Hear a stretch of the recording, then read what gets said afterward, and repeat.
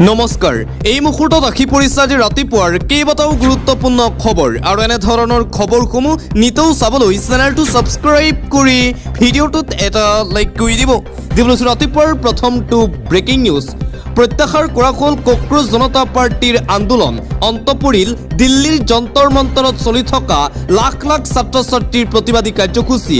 Cockroach জনতা পাৰ্টিৰ আটাইকেইটা দাবী মানি লোৱাৰ পিছতেই আন্দোলন বন্ধৰ ঘোষণা কৰিছে কক্ৰোচ জনতা পাৰ্টিয়ে। শিক্ষামন্ত্ৰী ধৰ্মেন্দ্ৰ প্ৰধানৰ পদত্যাগৰ পিছতেই প্ৰত্যাহাৰ কৰা হৈছে কক্ৰোচ জনতা পাৰ্টিৰ আন্দোলন, কিয়নো বিজেপি চৰকাৰে ইতিমধ্যেই কক্ৰোচ জনতা পাৰ্টিয়ে উত্থাপন কৰা আটাইকেইটা স্বাৰ্থ মানি লৈছে।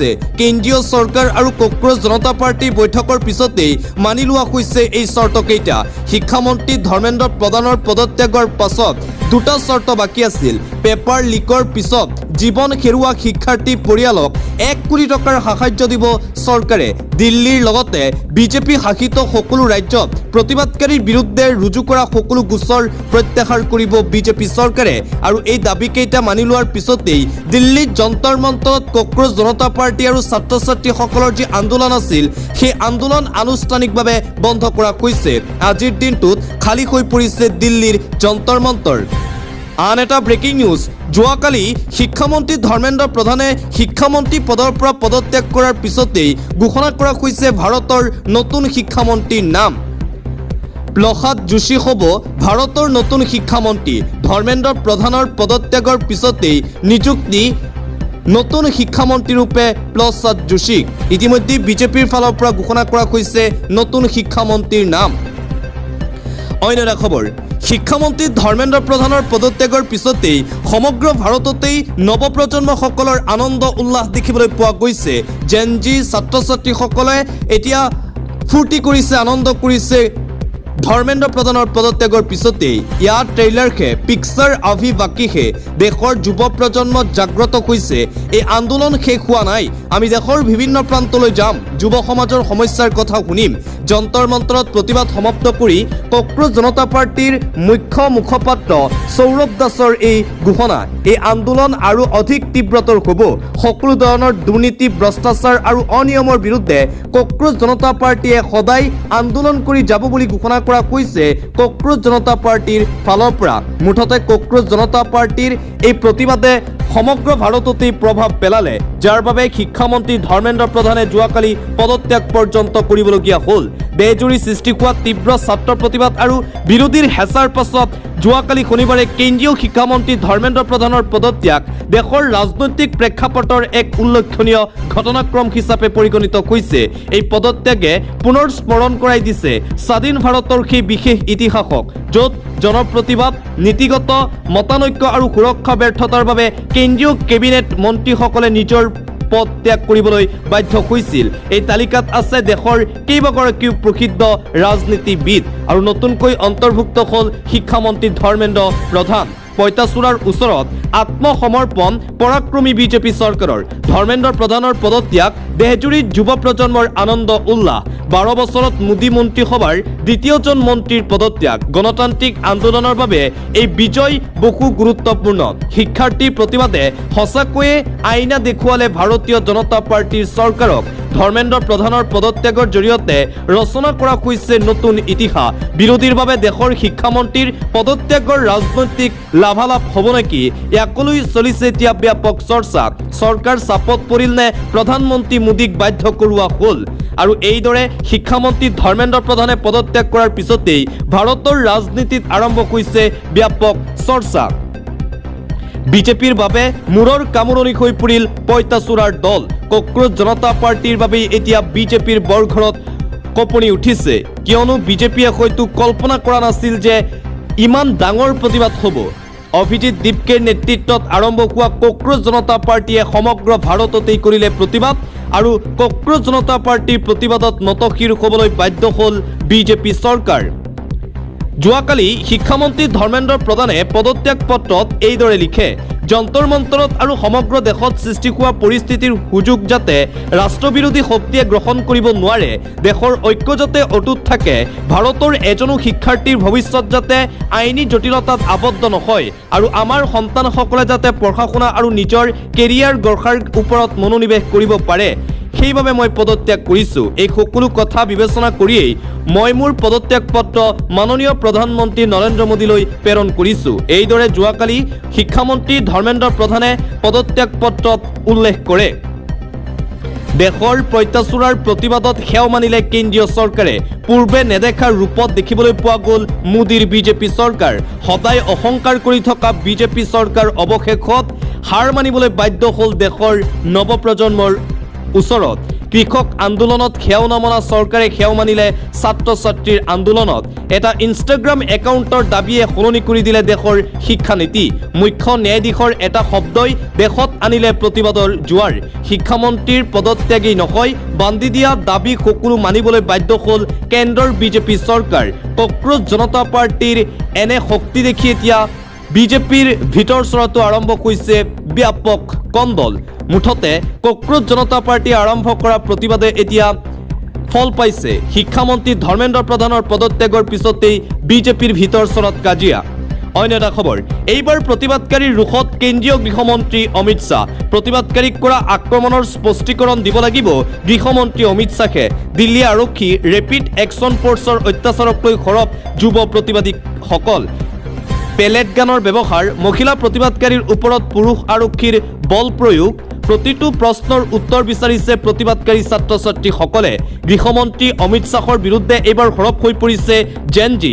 দিল্লীৰ যন্তৰ মন্তৰত যোৱা 20 জুলাই তাৰিখে যি বৰ্বৰ আক্ৰমণ কৰা হৈছিল ছাত্ৰ ছাত্ৰীসকলৰ ওপৰত, তাৰ সঠিক তদন্তৰ দাবী উত্থাপন কৰি গৃহমন্ত্ৰী অমিত শ্বাহৰ বিৰুদ্ধে এতিয়া প্ৰতিবাদ সাব্যস্ত কৰিছে ছাত্ৰ ছাত্ৰীসকলে।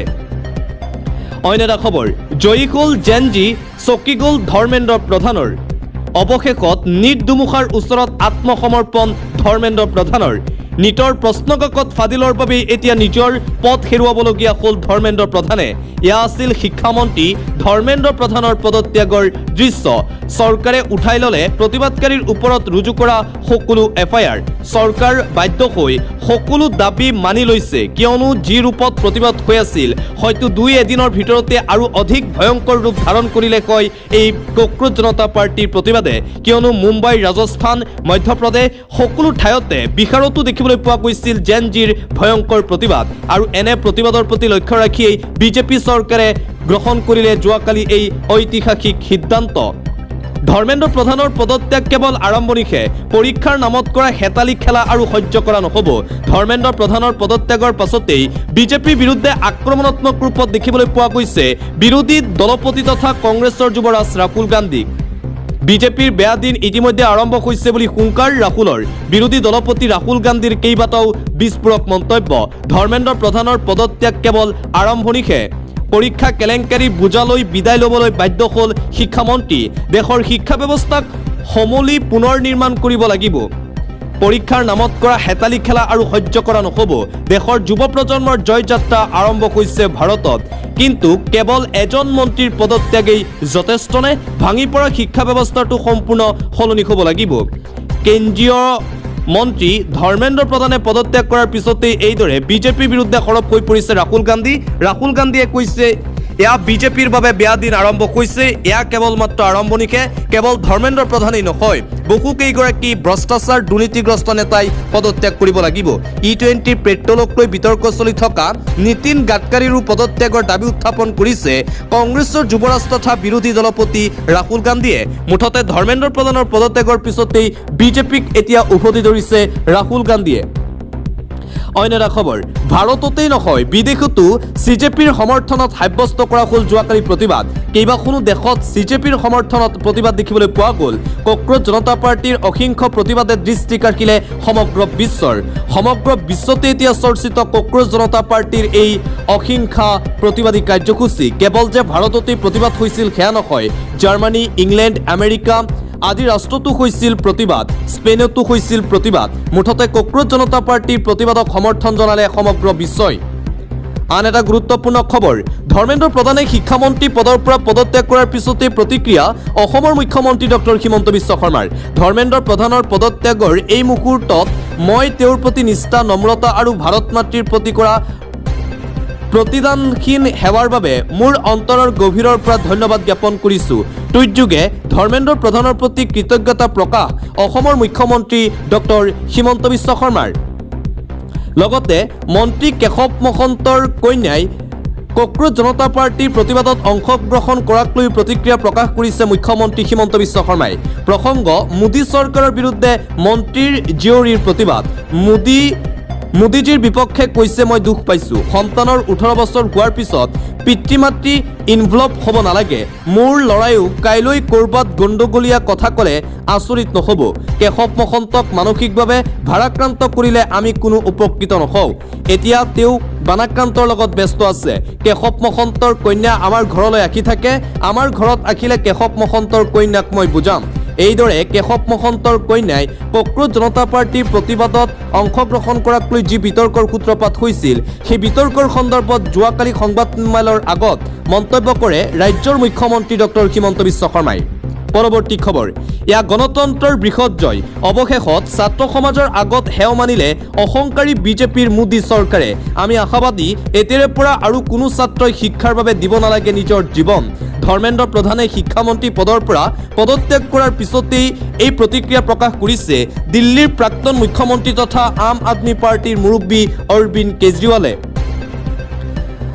নীট পৰীক্ষাৰ প্ৰশ্নকাকত বিতৰ্ক চলি থকাৰ মাজতেই অসমৰ মুখ্যমন্ত্ৰী হিমন্ত বিশ্ব শৰ্মাৰ কেবিনেটত বৃহৎ সিদ্ধান্ত। অনাথ নীট উত্তীৰ্ণ শিক্ষাৰ্থীৰ বাবে সংৰক্ষিত হ'ব 2খনকৈ মেডিকেলৰ ছিট। অসমৰ বাহিৰত কাম কৰা অসমীয়া পিতৃ মাতৃৰ সন্তানে ষ্টেট কোটাত অসমত পঢ়িব পাৰিব মেডিকেল। তাৰ বাবে 3টা প্ৰজন্ম অসমীয়া হ'ব লাগিব। মৰাণ, মটক, টাই আহোম, চুতীয়া আৰু কোচ ৰাজবংশীসকলৰ বাবে কামৰূপ প্ৰাগজ্যোতিষ মেডিকেল কলেজত সংৰক্ষিত থাকিব এটাকৈ ছিট। মেডিকেল কলেজৰ আসন সন্দৰ্ভত ৰাজ্যিক কেবিনেটত এই বৃহৎ সিদ্ধান্ত গ্ৰহণ কৰিছে ৰাজ্যৰ মুখ্যমন্ত্ৰী হিমন্ত বিশ্ব শৰ্মাই। আন এটা গুৰুত্বপূৰ্ণ খবৰ, শিৱসাগৰ আৰু চৰাইদেউ জিলাৰ বানপীড়িতৰ বাবে ফেমিলি কিট বনোৱা হৈছে। বানাক্ৰান্ত ৰাইজক সহায় কৰিবলৈ বিশেষ পদক্ষেপ গ্ৰহণ কৰা হৈছে ৰাজ্য চৰকাৰৰ ফালৰ পৰা। একেবাৰতেই অহৰহ সংখ্যাকৈ ৰেচন দিয়াৰ ব্যৱস্থা কৰা হৈছে। আজিৰ পৰা কোনো মণ্ডল মহৰি নোহোৱাকৈয়ে ৰেচন দিয়াৰ ব্যৱস্থা কৰা হৈছে। তিনিচুকীয়া, ডিব্ৰুগড়, নগাঁও আৰু গুৱাহাটীত পেকেটিং কৰি থকা হৈছে। আজিও কিছু পেকেট গৈছে। আগন্তুক 3 দিনৰ ভিতৰত পৰ্যাপ্ত ৰেচন সামগ্ৰী ফেমিলি পেকেট দিয়াৰ বাবে চৰকাৰৰ এই ডাঙৰ পদক্ষেপ।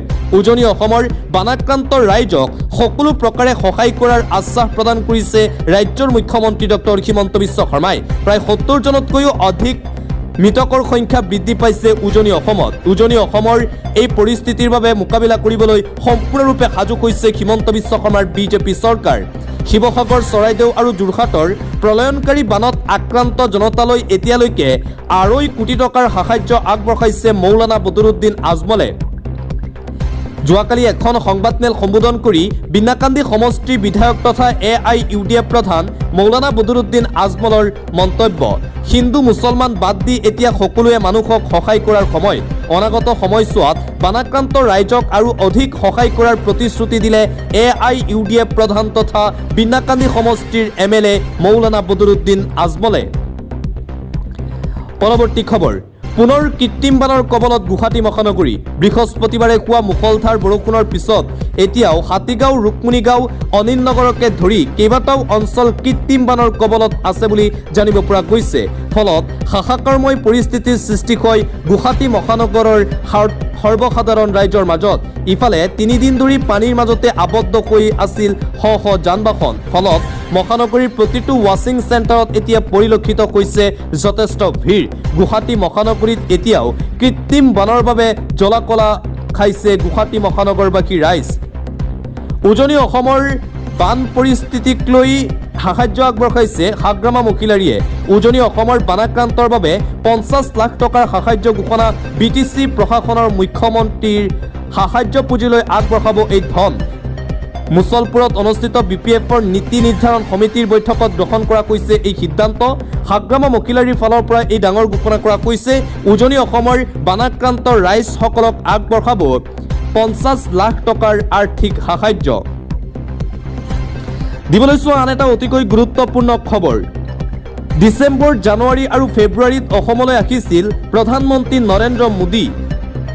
মাৰ্চ, এপ্ৰিল আৰু মে মাহতো অসম ভ্ৰমণ কৰিছিল প্ৰধানমন্ত্ৰী নৰেন্দ্ৰ মোদীয়ে। 6 মাহত 7 বাৰৰো অধিক প্ৰধানমন্ত্ৰীৰ অসম ভ্ৰমণ। কিন্তু বানৰ সময়ত কিয় অসমলৈ নাহে প্ৰধানমন্ত্ৰী নৰেন্দ্ৰ মোদী? কিয় অসমৰ বান সমস্যা সমাধানৰ দায়িত্ব নলয় কেন্দ্ৰীয় চৰকাৰে?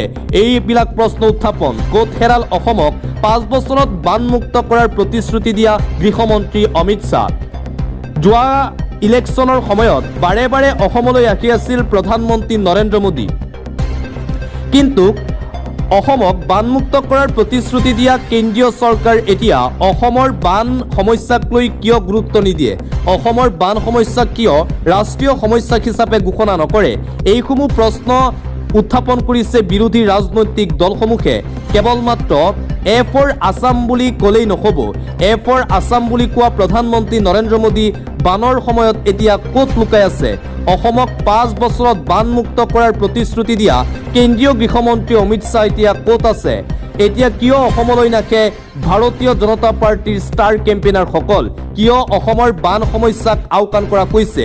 অসমৰ দৰে যদি ভাৰতৰ বাকী ৰাজ্যত এনে দুৰ্যোগময় পৰিৱেশৰ সৃষ্টি হ'লেহেঁতেন, তেন্তে কল্পনা কৰক কিমান সেনাবাহিনী আৰু কি এক পৰিৱেশৰ সূচনা হ'লেহেঁতেন।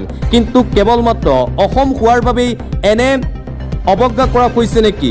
একেলৈ এতিয়া কেইবাটাও প্ৰশ্ন উত্থাপন কৰি বিজেপি চৰকাৰক থকা সৰকা কৰিছে অসমৰ বিৰোধী ৰাজনৈতিক দলসমূহে।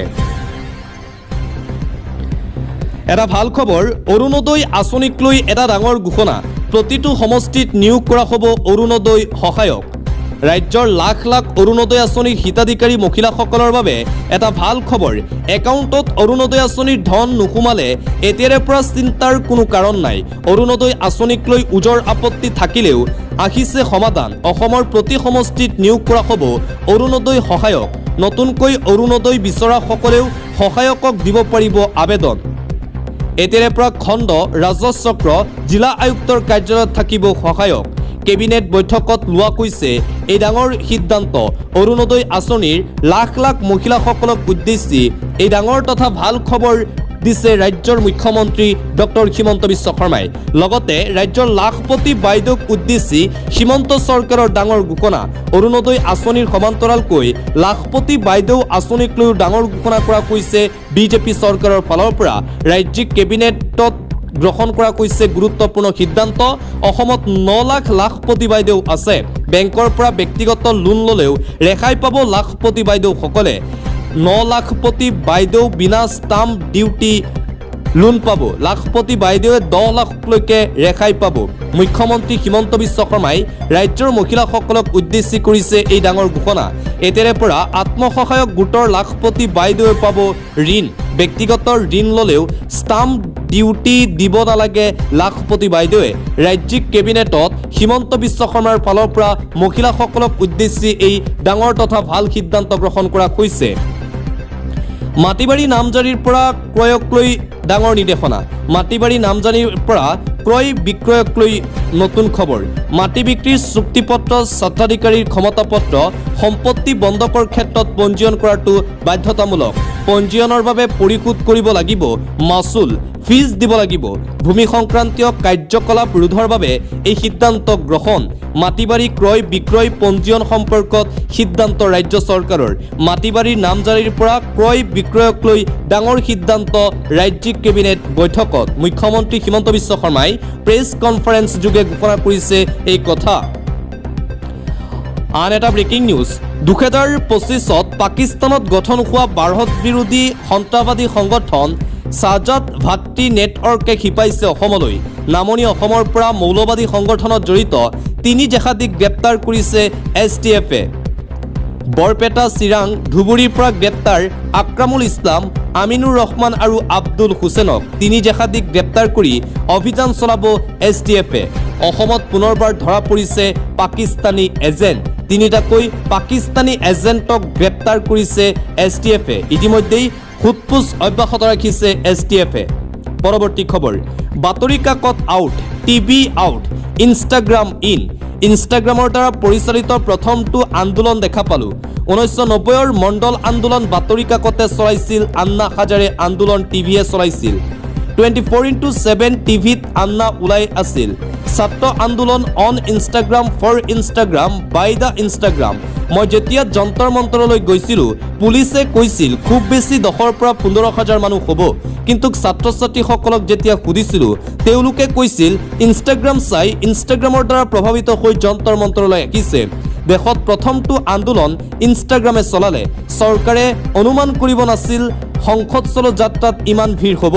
ইনষ্টাগ্ৰাম ৰিল চাই দেশৰ যুৱ প্ৰজন্মৰ মাজত এটা আলোড়নৰ সৃষ্টি হ'ল, যি নতুন ইতিহাস ৰচনা কৰিলে বিশিষ্ট সাংবাদিক ৰাজদীপ হৰদেখাইৰ এই অনুভৱ। ইনষ্টাগ্ৰামৰ বাবেই যন্তৰ মন্তৰত এই ভয়ংকৰ প্ৰতিবাদী কাৰ্যসূচী সফল হ'ব পাৰিছে বুলি মন্তব্য জ্যেষ্ঠ সাংবাদিকগৰাকীৰ। প্ৰকাশ কৰিছে জনপ্ৰিয় ইউটিউবাৰ ধ্ৰুৱ ৰাঠে। দেশৰ জনতা জাগিছে, ইথানলৱালা বাবা, ইথানলৱালা মন্ত্ৰী, সময় থাকোঁতেই কথাবোৰ আপুনিও বুজি পাওক। ধ্ৰুৱ ৰাঠেৰ আহ্বান কেন্দ্ৰীয় চৰকাৰৰ প্ৰতি। নীতিন গাডকাৰীৰ প্ৰতি এই আহ্বান জনাইছে জনপ্ৰিয় ইউটিউবাৰ ধ্ৰুৱ ৰাঠে। ধ্ৰুৱ ৰাঠেও কিন্তু কক্ৰোচ জনতা পাৰ্টি আৰু ছাত্ৰ ছাত্ৰীসকলৰ প্ৰতিবাদক সমৰ্থন জনাই ভিডিঅ' আপলোড কৰি আছিল ছ'চিয়েল মিডিয়াত। আৰু তাৰ পিছতে আজি শিক্ষামন্ত্ৰী ধৰ্মেন্দ্ৰ প্ৰধানে পদত্যাগ কৰাৰ পিছতেই এইদৰে জনপ্ৰিয় কণ্টেণ্ট ক্ৰিয়েটৰ তথা ইউটিউবাৰ ধ্ৰুৱ ৰাঠেয়ে নিজৰ প্ৰতিক্ৰিয়া প্ৰকাশ কৰে।